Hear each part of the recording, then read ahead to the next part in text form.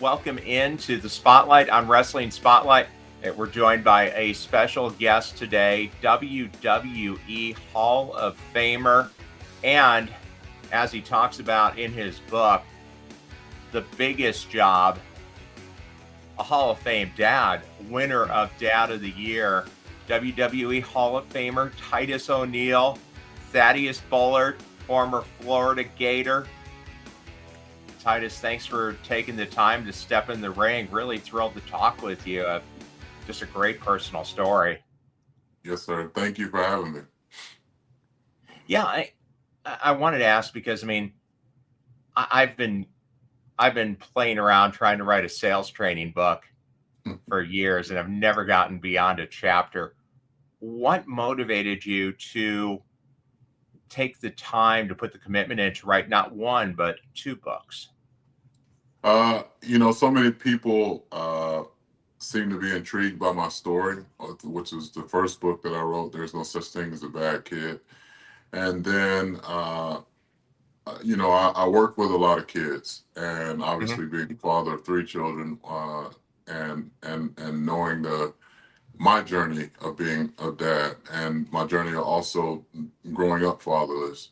Just wanted to kind of shed a light on the importance of fatherhood, but also recognize some challenges that I think that all dads, regardless of race, color, creed, or background or financial status, that we all kind of maybe share. And this is not a professional standards book by any stretch of the imagination when it comes to fatherhood, but it is something that I feel like needs to be shown a bigger spotlight on it, and the importance of it.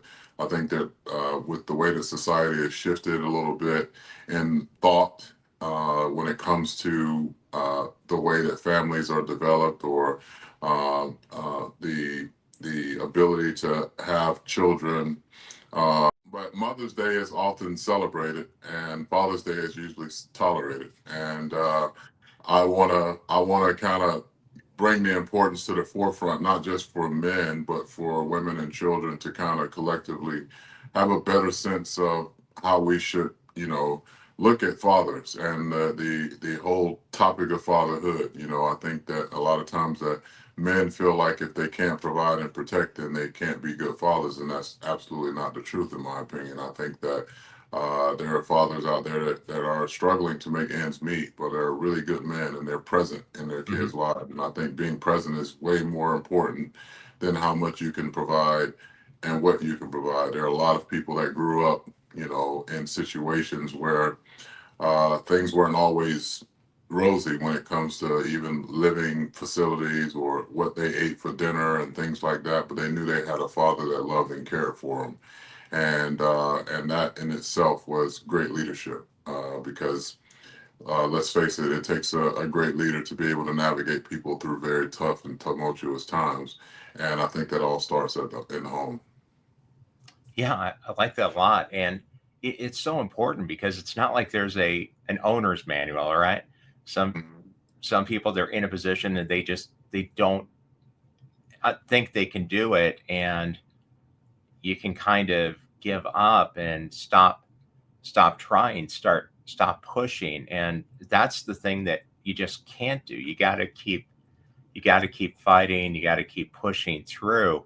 And I wanted to just highlight your personal story that, you went from being in, it was the Florida Boys Ranch, Yeah, Florida Sheriff's Youth Ranch, Boys Ranch. Yep.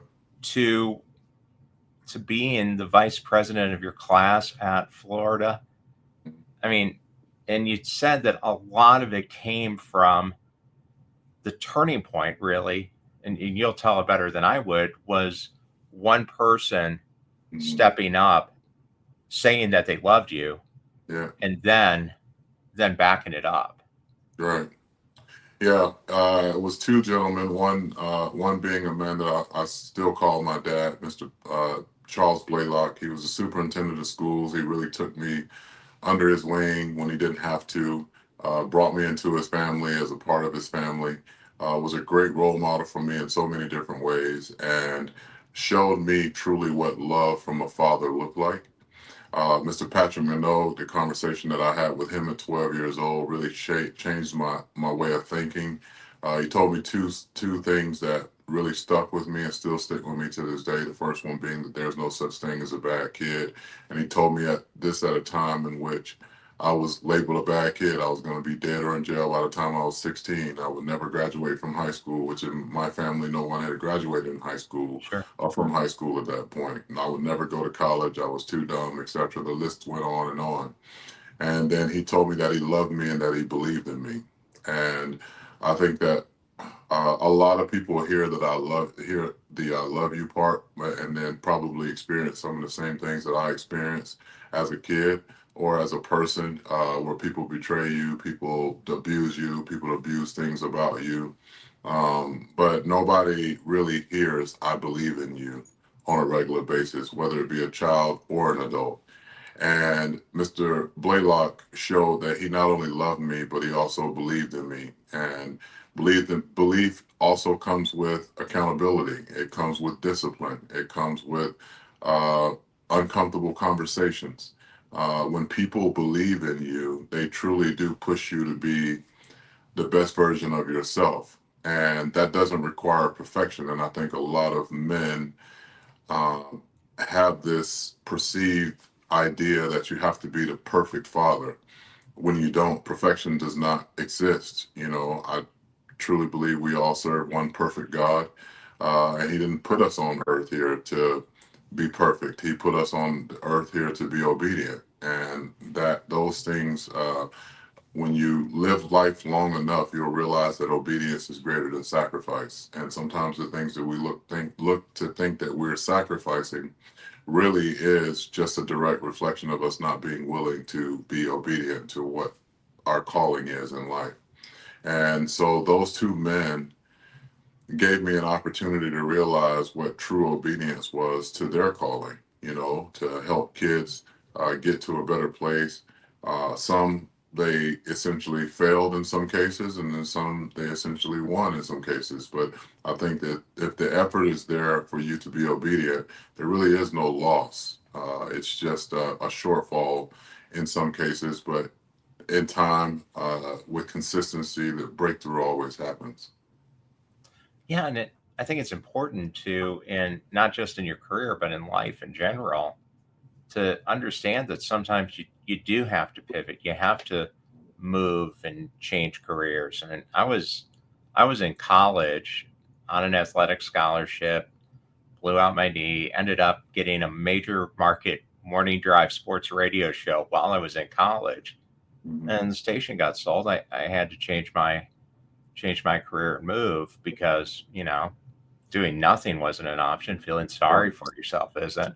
You got to Right. keep going. And I mean, personally, you had to make that change and make that commitment. As it turns out, through friendship with Dave Bautista Hmm. to get into the WWE, back when it was still Florida Championship Wrestling, right before NXT. Yes.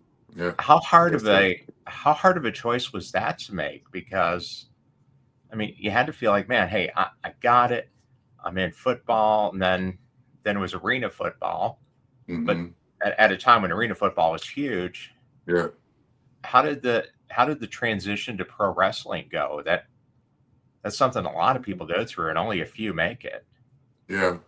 Well, I initially wanted to coach, and I was on my way to doing so. I had been coaching for years prior to that, to me moving into going into that back doors of FCW, and actually had an interview set up to go back to the University of Florida to be an assistant defensive line coach. And who doesn't want to go back to their alma mater and contribute in some kind of way?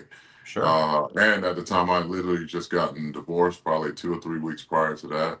So, I'm probably at the lowest point in my life when it comes to my self-esteem, my confidence, etc. But I still have two young sons at the time to take care of. TJ and Titus were 2 and 4 when I got divorced. And, you know, picking up the phone and calling Dave, and because we had talked about it on several occasions in regards to like what's the process and where do guys go and train and things like that. And so I was happenstance down in South Tampa and picking up a pair of dress shoes and had a taste for jerk chicken. And there's a place called the Jerk Hut down here in Tampa. And there was one right Okay. around the corner from where I got my shoes fixed. And I saw this big black and yellow building to my right as I'm turning out of the parking lot. And I pick up the phone and I say, Dave, is this the place that you've been telling me to come check out? And he said, yeah. Uh, I said, I think I'm gonna poke my head in the back door and kind of see what it's about. And he said, yeah, ask for Steve Kern of Dusty Rhodes. And I was like the atomic elbow, Dusty Rhodes? And he was like, Uh-huh. yeah. It's like he helps with promos and the development of talent and stuff there. That's where we would go there to get our rehab and etc. And so I literally went in the back door, and 2 weeks later I was signed and learning how to become a WWE superstar. And that was in 2009. And it's the hardest thing I've ever done. And at that time I was 32, getting ready to turn 33. So I felt like I was, there's no way that they're going to even allow me in the door. But then I had to realize that Dave Bautista was also 32 when he started, and right before his 33rd birthday as well. So at that time, you could be older. They actually would rather, in my opinion, you be older and have some wrestling experience with other promotions or come from a sports background. Hmm. Now, with the way that our system is set up, I think everybody in the company understands it's going to take a few years for you to develop into a superstar. And we have our NIL program that helps us kind of target elite college athletes that may not have that opportunity to go professional to pursue their careers professionally, and this is Sure. something that they can pursue as well. So the whole landscape of sports and entertainment now is completely different as far as WWE is concerned. And when I was getting into it, it was a kind of a very intimidating space for me to be in, to be honest with you. I'm looking around and I see Roman Reigns just starting off, and the Usos just starting off, and Bray Wyatt all just starting off. All these guys are in my class, and many of them are second and third generation Yeah. superstar. And you know, um, Darren Young, Fred Rosser, was probably at the time one of the only people that really would get in the ring with me and work with me and really kind of helped me develop, enough confidence in order to just to be in the ring. And I'm forever grateful to him for just taking a chance with his body, and also giving me as much knowledge as because he grew up loving it, and this was his dream job. And I think for me, it was a fairy tale going in because I watched it as a kid. My grandmother Sure. used to make sure that the screen door was closed on Saturday morning so that we can go in and enjoy. Uh, she wanted to make sure she watched her wrestling, Uh-huh. and she got into fights all the time with my mom about me staying up late on Monday night to watch Monday Night Raw. So what became like a fairy tale world for me actually became a living dream for me as well, traveling the world, meeting so many people from so many different backgrounds. And I've received so much from being in the world of sports and entertainment and professional wrestling, in regards of knowledge of not only human beings, but also like our country, and when we boast that the United States is the greatest country in the world, I've gone literally everywhere, and there are some things in other places that I think if we enacted here in the United States, that we'd be a much better country. People don't come here, I don't believe, because, in my opinion, people don't come to the United States of America because it's the greatest country in the world. It's not.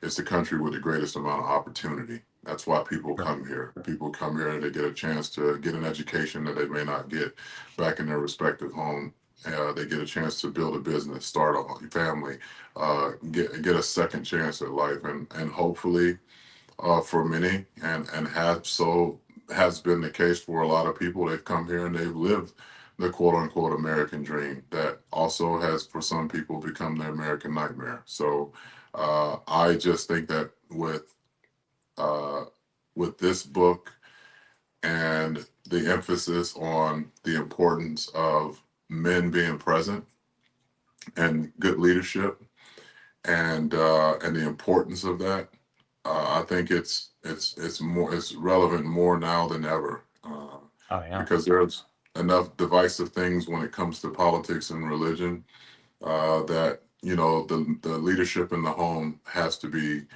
uh, even more airtight, and that leadership needs to be able to do what I feel like I've been able to accomplish by traveling with WWE, and that's realize that regardless of dialect, regardless of background, love is a universal language, and when we truly learn to speak it, it not only makes us better, it makes our families better, and then it makes our communities better, which makes our society better.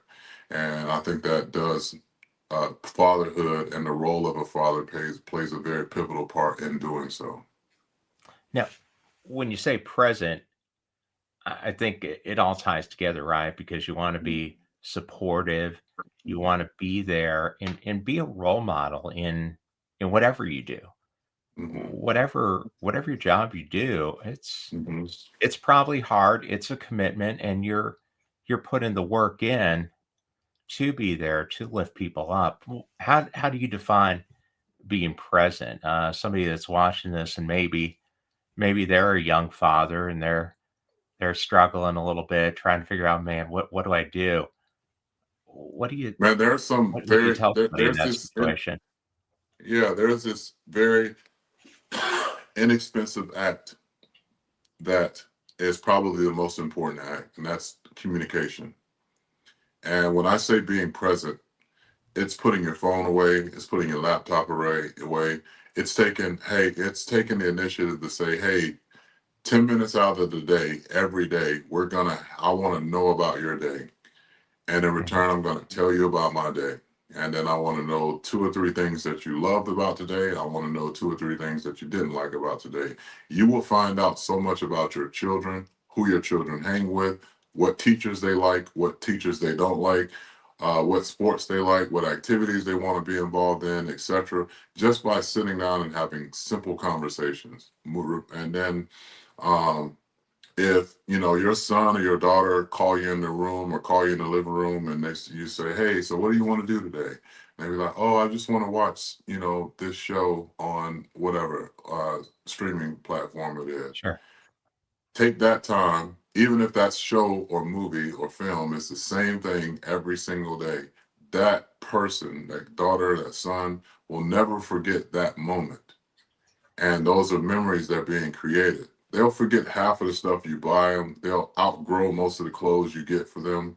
They'll outgrow some of the toys you buy for them.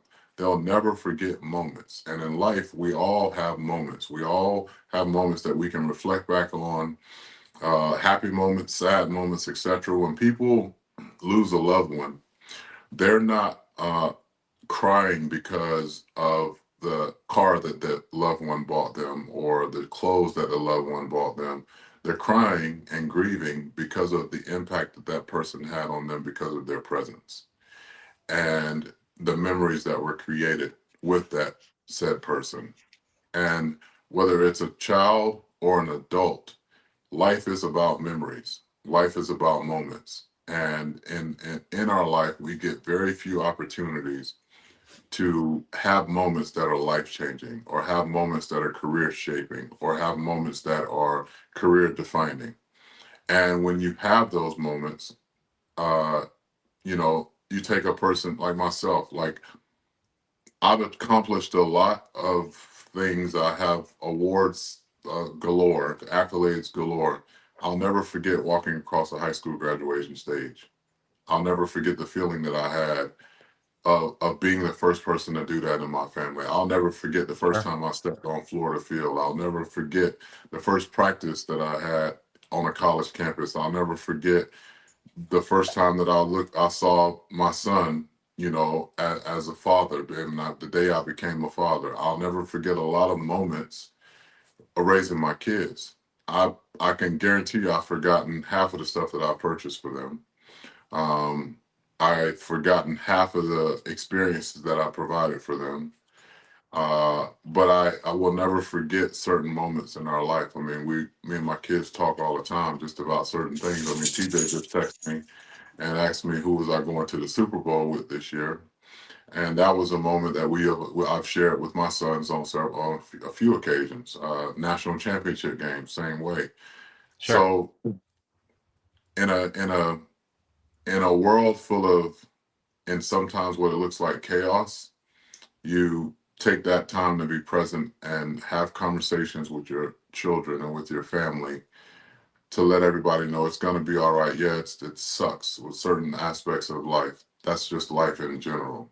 It doesn't matter if you're wealthy or if you're not so wealthy. It doesn't matter if you're black, white, you know, uh, Hispanic, Asian. It doesn't matter. Like life happens to everybody. Sure. But at the core of everything, regardless of where we all come from, family is important. And I want to put a bow on it by saying that fatherhood is important because if men are going to be expected to lead uh, their wife and lead their children, then the title of father should have more prominence in society than it does. Yeah, I mean, that's a great point, and it is super important. Be involved and also ask for help if you need it, because there are Yes. people out there willing to help. Mm. And you can't don't feel like something's hopeless and just say, "Ah, it's not worth it," because the effort the effort is so much of the reward too. And like you said, that's what people remember. I Yeah. winded down here. I did want to ask you too about your position as a global ambassador for Hmm. WWE and what that lets you do and doors that opens up.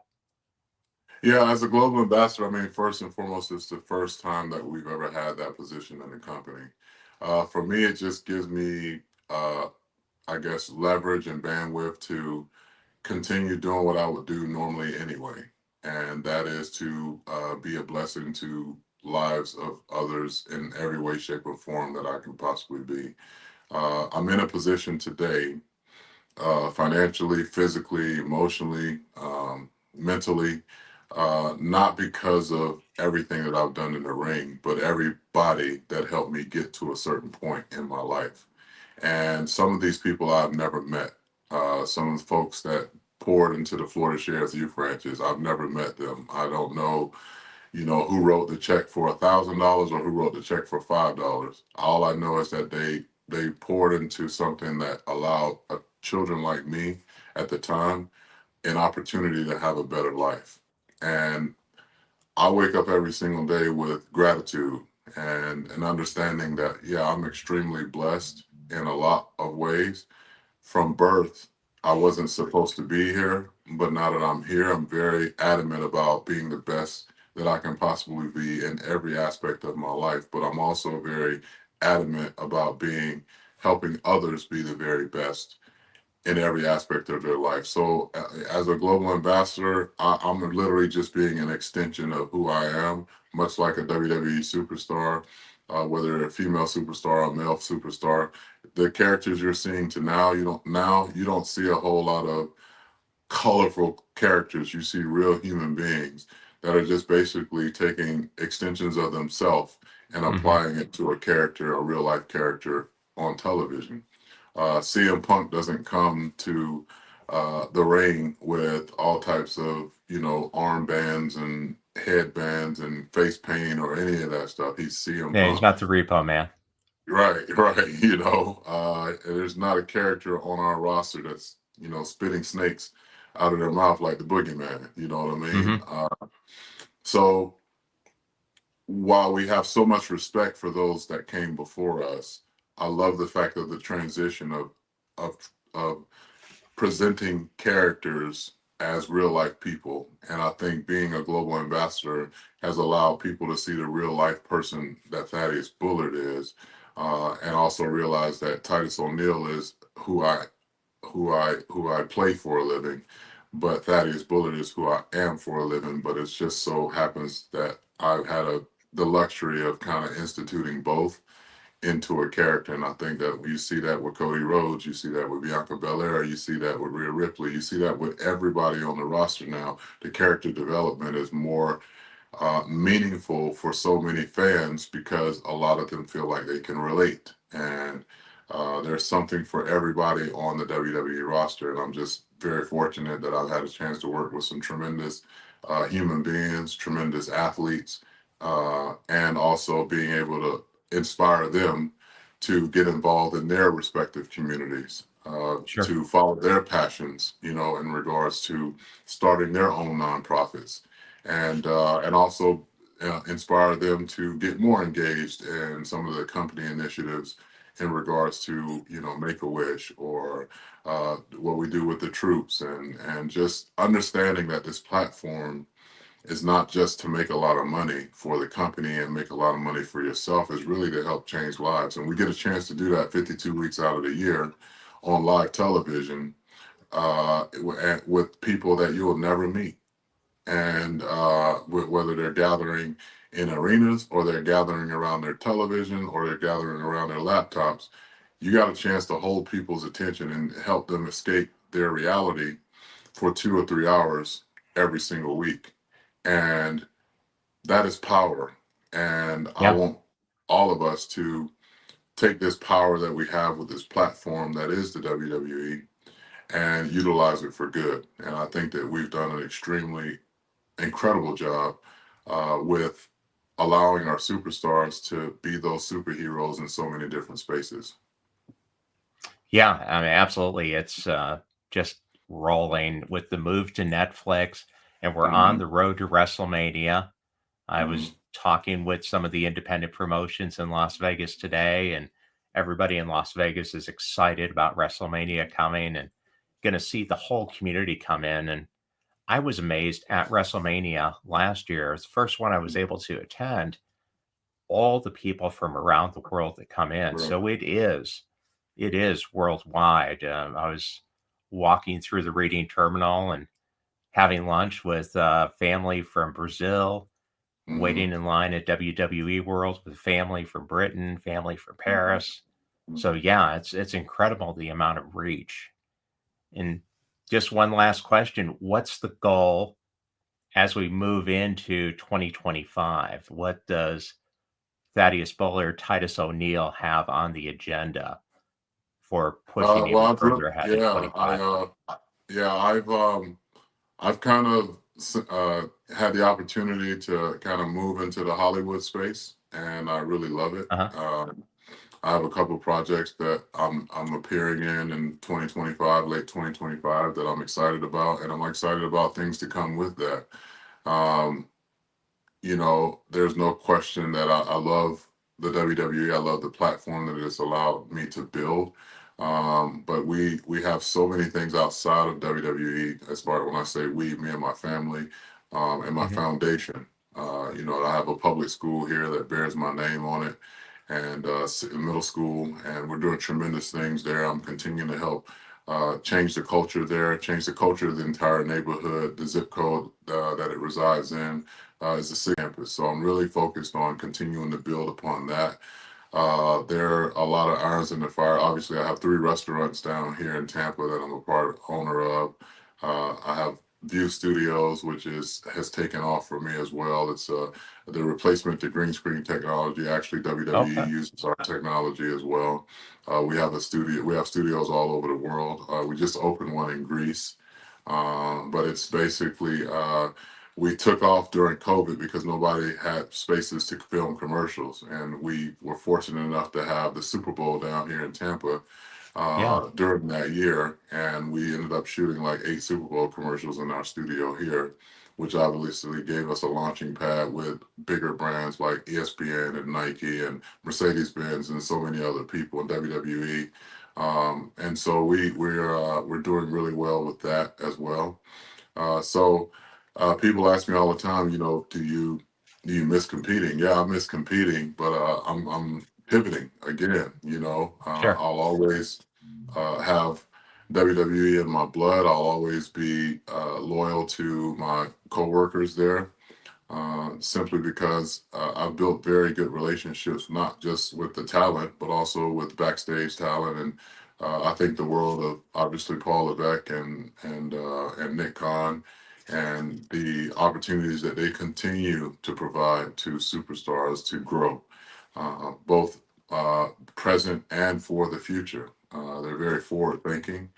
And if I can contribute in any way, shape, or form, whether it's on screen or off screen, I'm happy to do it. But I also know that this next couple of years, I'm going to be in a very good space where I want to be outside of the ring. And I'm very happy with that.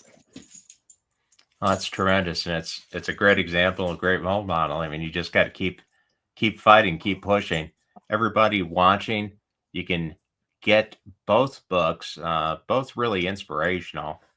The first one, if we can get it to pop up, There's No Such Thing as a Bad Kid: How I Went from a Stereotype to a Prototype, which is, again, a tremendous lesson because there's way too many kids that get their dreams dashed early and then, just feel like, okay, hey, I can't accomplish anything because this person's an authority and they told me I can't. Can't listen to that. And then, of course, the one we were talking about, Wrestling with Fatherhood, my championship journey to my greatest title, Dad. Titus, thanks so much for taking the time to step in the ring and join us here on Wrestling Spotlight. Look forward maybe to running into you at WrestleMania this year in Las Yes, Vegas. sir. There's a good chance. Good chance you could. Yeah, Appreciate absolutely. it. Yeah, Awesome. man. Hey, thanks again. And by all means, is there a website or an X handle to reach out to your foundation if somebody sees this and Yes. they want to make a donation? Yes. BullardFamilyFoundation.org. BULLARD FamilyFoundation.org. ORG. And our Instagram and Twitter handles are BFF Tampa, at BFF Tampa. Awesome. Thanks a lot and enjoy the road to WrestleMania. Thanks All for right. coming Thank on you, sir. Wrestling Spotlight. Really appreciate it Thank you. having you on. Thank you, Sure. sir. All righty.